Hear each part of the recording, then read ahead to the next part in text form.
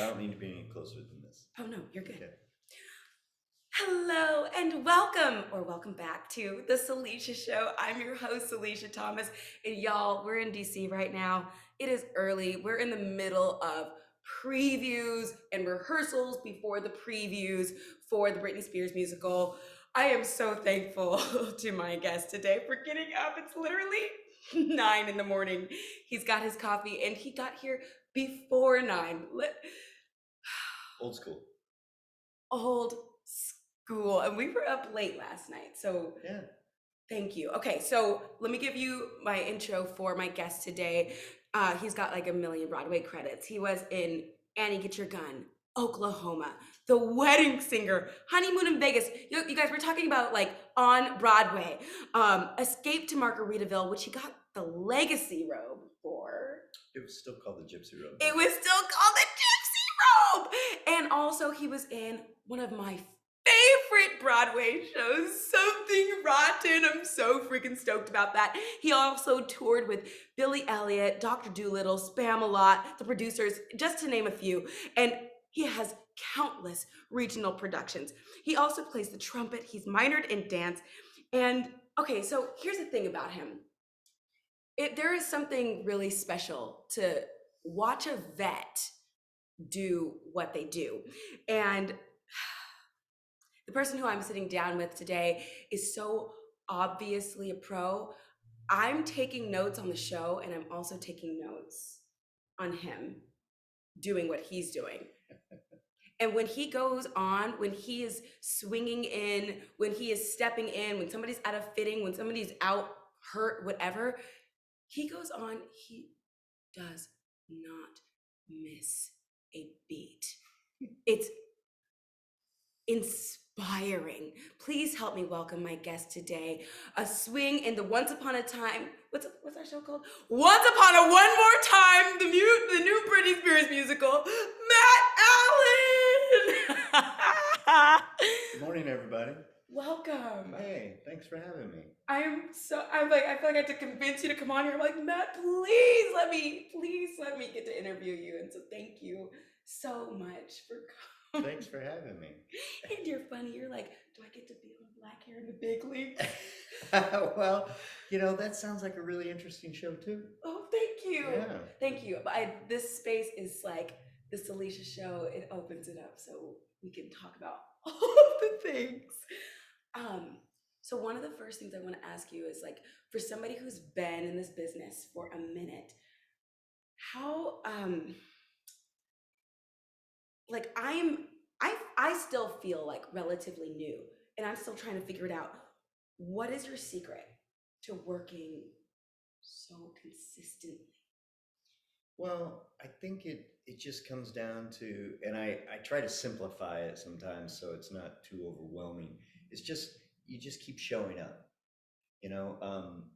because it does get very hard from time to time. Work slows down, or you have a couple of bad auditions in a row, or things just are shifting and you don't feel like you fit in where you used to, or you're trying to fit in right from the start. You don't know where you fit in, but if you just keep showing up to auditions, and you have to have a good support system at home too, because when you get home at night and you've had a few bad auditions, you need somebody or your family to lift you back up and send you back out there. But you just keep showing up. And I think throughout the years, I think a lot of the people that I was auditioning with early on, the business wears you down, and they found other things that made their lives just as happy, but it wasn't as hard.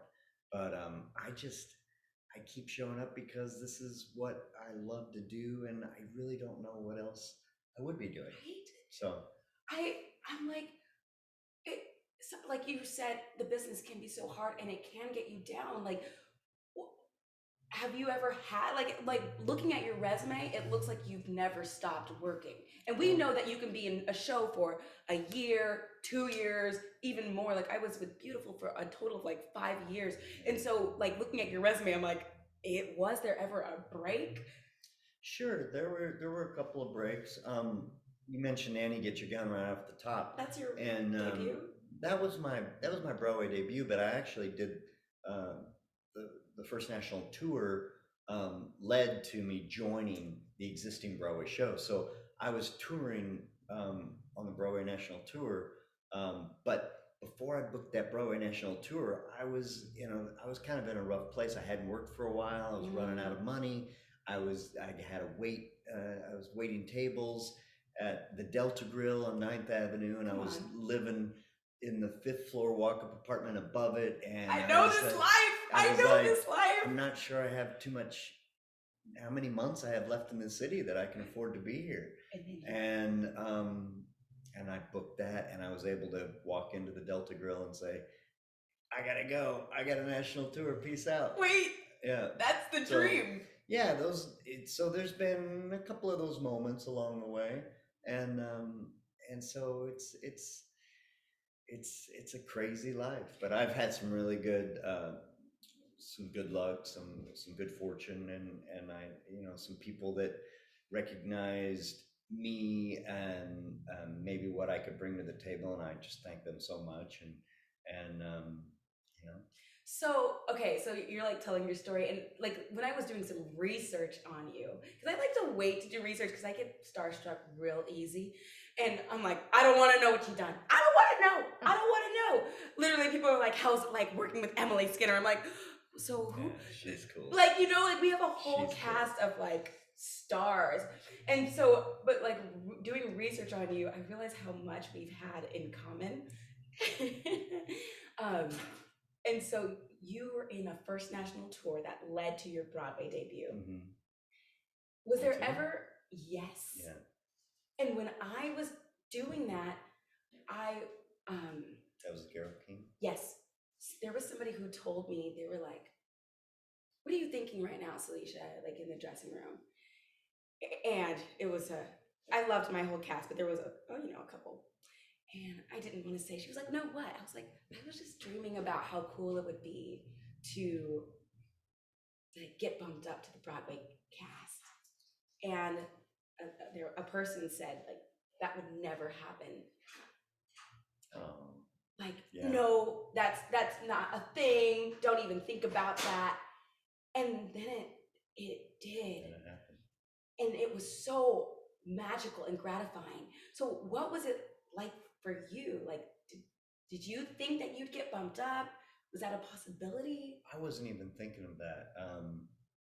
To be honest, it might have been in the back of my head, but because it was running at the same time as the Broadway. It was running at the same time, which doesn't always happen anymore. But back then, it did happen a lot because of just the business structure. They tried to cash in on the tour because people would know it was still on Broadway. But we were actually closing the national tour while the Broadway show was still running. So I had only been out on the national tour for 6 months or so.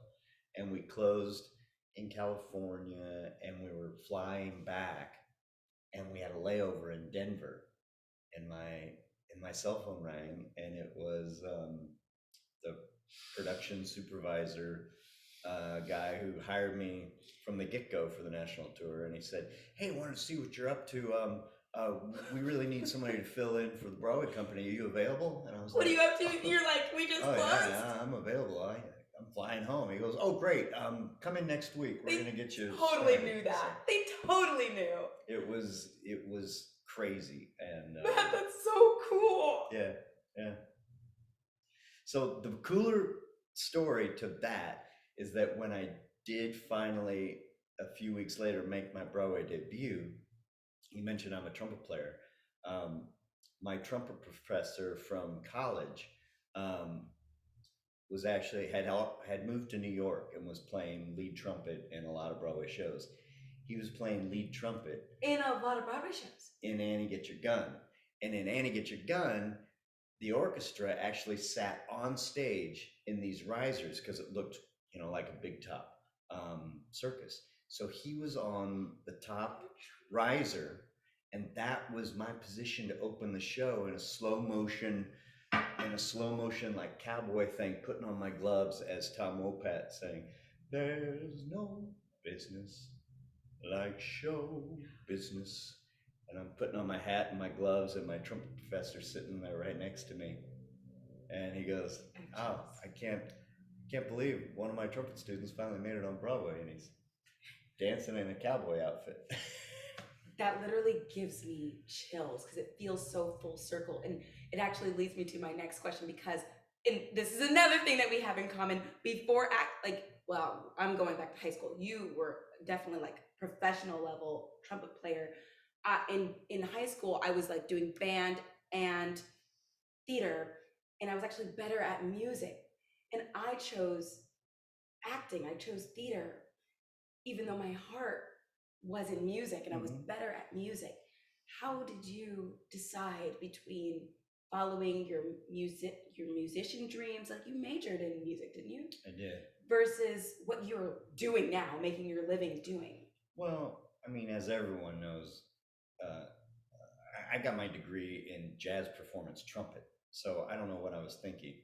You're probably good at it. It's like the hardest. I mean, it's a harder business to break into than theater or musical theater, and it just came down to because I was doing musicals on the side while I was getting my trumpet degree. It started in high school, and then I tried to give it up, and in college, you tried to give I tried to give it up, and then I had a crush on this girl in college, Molly Olson, and she we had some music classes together, and she was like, "Oh, we're doing Dames of C, and our Lucky just dropped out, and I heard, you remember you said you used to dance, and do you want to be and you could be Lucky, and you could play opposite me." Oh, you were And I was like, I'm in. I'm in.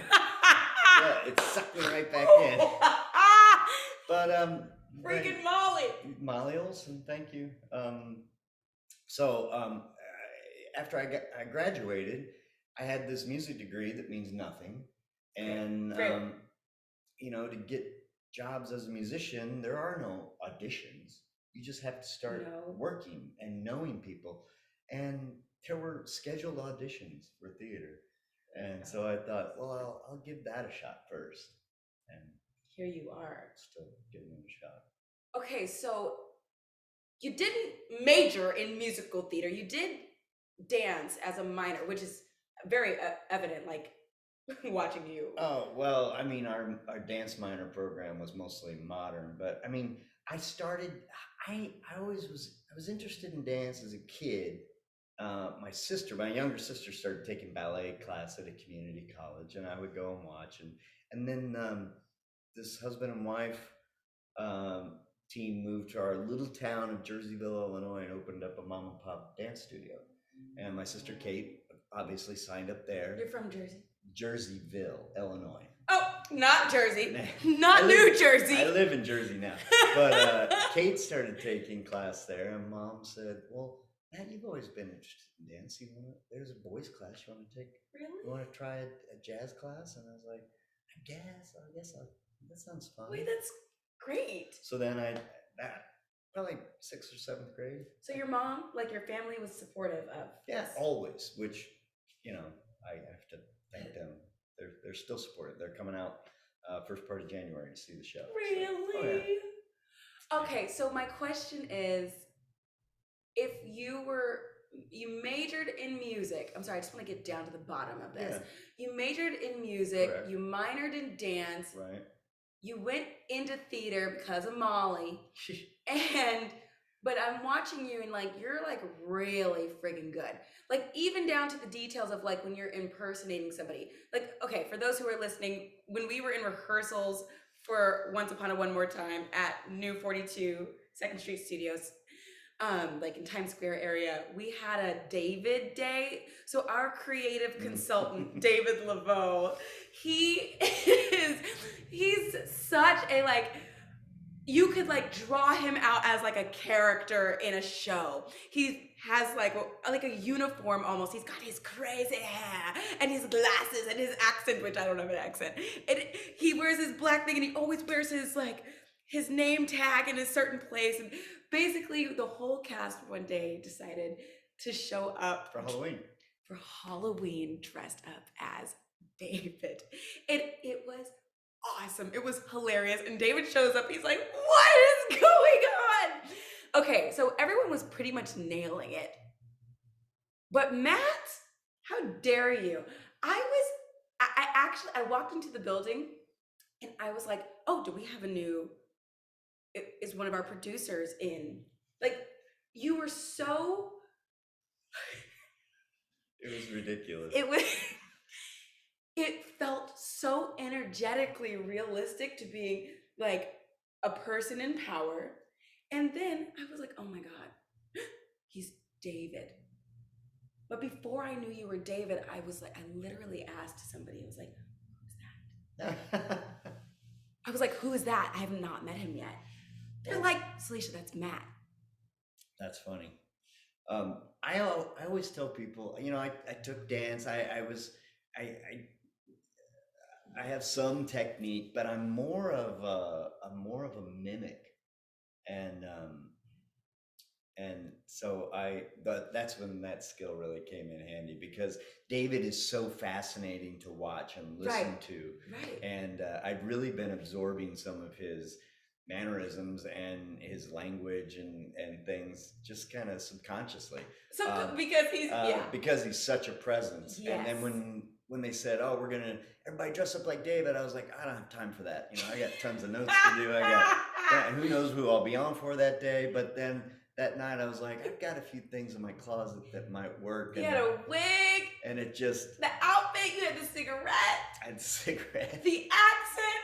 Like, who is this guy? Because, yeah, it was me. Like, although it was hilarious, it was also like, wait, he's really good. Oh, yeah, it was just fun. Do you know what I'm saying? Like, I hadn't gotten to really see you, like, play. And that, even though it was just a Halloween. Yeah. That was fun. Kind of like gave me an insight into it was good play. Yeah. What you are capable of. Something as simple as a Halloween day. You're sweet. So I'm just kind of like, where does that? You say you're a mimic. Like, where does that? Did you train for that anywhere? Like, just pick that up naturally. Just naturally, in years of, you know, watching people and you know, I stole some of those ideas from a buddy I went to college with. His name's Tony Visser. He's a master at doing impersonations. So I kind of took what he takes from when he does impersonations. He takes one little mannerism, and all of a sudden he's that person. So I stole from Tony Visser. So I got to give him credit. I love that. Yeah. So how did our show come into your life? Our show came into my life. I think I was really late to get hired into the process. Me too. Because they always hire the swings kind of last. And I didn't show up to any of the regular auditions because they were looking for young whippersnappers who could really do the hip hop stuff. And I'm not really that guy, but they needed somebody a little bit older, seasoned maybe, to do the dancing, but also understudy the narrator. Right. And that's where my agent zeroed in and said, hey, this is you want to go in for this? I'm like, yeah, let's go. And luckily it was kind of a watered down dance combo. But then there was a little 8 to 16 count improv moment. Literally my worst fear. You're sounding like you're about to be excited about this. It's not usually a lot of fun, but I was like, you know, these people are, you know, I didn't know Keone or Mari, so they were new to me. I was new to them. But back in the 80s, I loved to break dance. Oh. So I still had some. No, you did not do this in the audition. And locking stuff, and so I threw that into the little improv section, and I think I caught their eye. Because Keone be doing that like. Yeah, he's a master. He's freaking good. And also, P.S., you were like, I didn't know who Keone and Mari was. I started looking them up before the audition and read 2 sentences and was like, I can't look at this. Because I was getting way intimidated. Yeah. Way fast. Yeah. They've done everything. They've done so much stuff, and they've done so much stuff in a different part of the business than I've ever been associated with. So I was like, I don't know.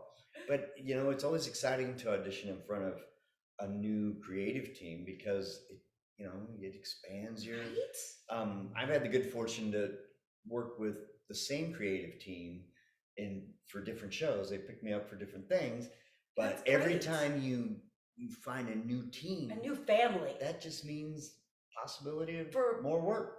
So it was really exciting Feel that. to get in front of them, not to mention get the job. So I felt really honored for sure. Yeah. Not to mention get the job. Yeah. I love what you're talking about because it does feel good to work. That is already a blessing that we don't take for granted. Granted, I always say granted like The Rock. But it, sometimes I have felt in the past, like if the same team is hiring me, that's a good thing. Yeah. But like, will anybody else ever like me? And right. when another team hires you, it kind of like feels like, okay, wait a minute. Like, okay. Yeah. Maybe and it kind of like something there. Your peers too notice it because they're always like, oh, well, so and so always hires you, blah blah blah. Right. And right. And they're like, well, when I booked this job, they're like, well, it's got to be somebody you've worked with, right? No. Nope, it's a new team. Okay, I have a few questions for you. Let's see, like rapid fire-ish. Okay, let's see here. Okay, do you prefer Broadway or tour? Broadway now, tour when I was younger. Really? Yeah. Because I was, I had an apartment in Midtown that I was subletting, or then I had an apartment in Queens, but I didn't really love living there. On tour, you could live everywhere and you get out of the city. I'm not really a New York City kind of guy. Right. But now I have a life in Jersey, Yes. and touring is harder, and it's easier to just have your family, be with my family, your dog, and go to work, and so. Yeah, okay, probably. Love that. Okay, your favorite show that you've done? Favorite, man. I'm just gonna say Oklahoma. O-K-L-A-H. Not Something Rotten. Something Rotten is an amazing show, and it was funny every night. And I could have loved that show. I was fortunate enough to be there for a year and a half. I could have done that show for another 6 years. It was fresh every night because the writing was so good. It was so good. I say Oklahoma is my favorite show because of the cast and the group of guys that I got to work with, and we became brothers. We loved each other. We fought with each other. We argued with each other. It's one of those special groups. So that's why I say Oklahoma. All right. Okay. What's the biggest lesson you've learned? Sometimes it's best to keep your mouth shut.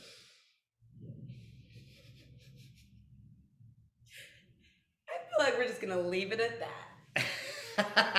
That's a mic drop all on its own. Yeah. Yep. Yeah. Okay. I'm here for that. And just do the work. Do your job. Hit your marks. Sometimes you have to advocate for yourself or others. And sometimes just best to just keep your head down, do the work, keep your mouth shut. But definitely, don't let somebody walk on you, and don't watch somebody else get walked on. If you can do something, but sometimes every now and then it's not your battle. It's good to just fly under the radar and do the work. Got anything else? Yes, you're like, get off that. Next question. Okay, if you had to hand out only three Tony Awards to our show, who or what department would you give? Would you, Matt Allen? Three. It can be a person. It can be wardrobe, lights, whatever. Like 3. Yeah. Well, I mean, first and foremost, I think it has to go to Briga, because she carries the show. She drives the bus. Awesome. She's Cinderella. Rarely off stage. And she has a calm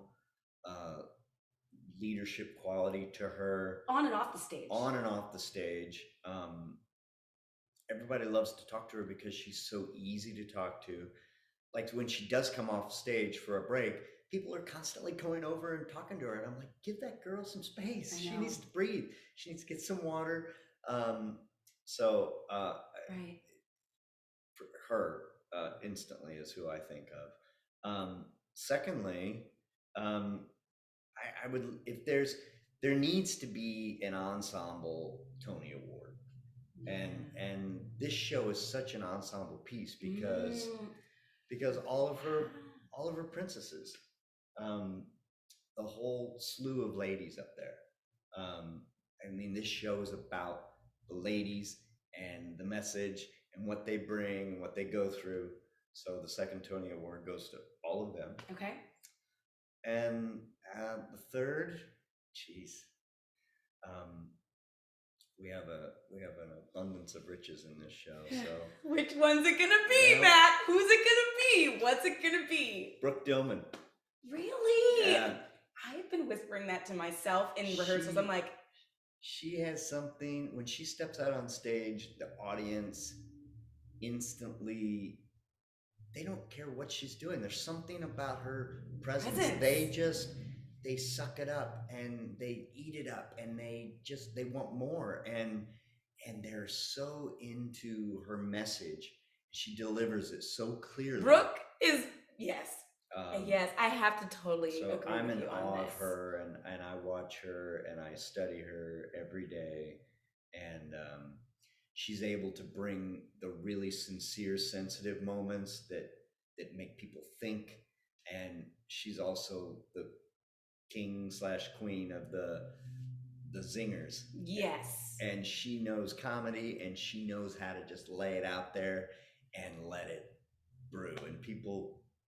She's just got such a great grasp of the language too. Every word is enunciated just right, but not over enunciated. She's so funny. It's just great to watch her. Oh my gosh. Okay, love this. Okay, 2 more questions. If you had to choose between having Sunday night off or Wednesday night off in your 8-show week, what do you want? Sunday night. Nice. Yeah. Because it sort of gives you, it's as close as we get to having a 2-day weekend. Right. Yeah. And having Monday off is always kind of nice because you have that day off when nobody else has that day off. So yeah, Sunday night. And last question, what track are you most excited to go on for? Well, probably the one I think I'm the most right for, which is narrator. Oh, I cannot wait to see you up there for that. But just any track really, but the most excited about narrator. And I've got another fitting today, so hopefully they might have a jacket for me with those creepy little faces on. Oh, yeah. Literally fingers crossed. I saw Diana trying on her costumes last night. You were trying on all yours too. Yes, right? It's like, okay, it's coming together. It's coming together. Yeah, so. Matt, I'm so happy that you sat down and talked with me this morning. I have so much love for you and respect for you. Thanks for thinking of me and coming to my dressing room and plopping down the schedule and saying, please, which spot works for you. When you come in. So thank you, Salisha. And can people find you? How can people find you? I have a really terrible little web page that I need to update it. It's got some old stuff on it, but it's mattallen.xyz. It's not terrible. I looked it up before he came over. But I'll do some updates, so it'll be better. Okay, that's perfect. Thank you so much, you guys. You heard it here first. This is Matt Allen and Salisha Thomas signing off. Bye-bye.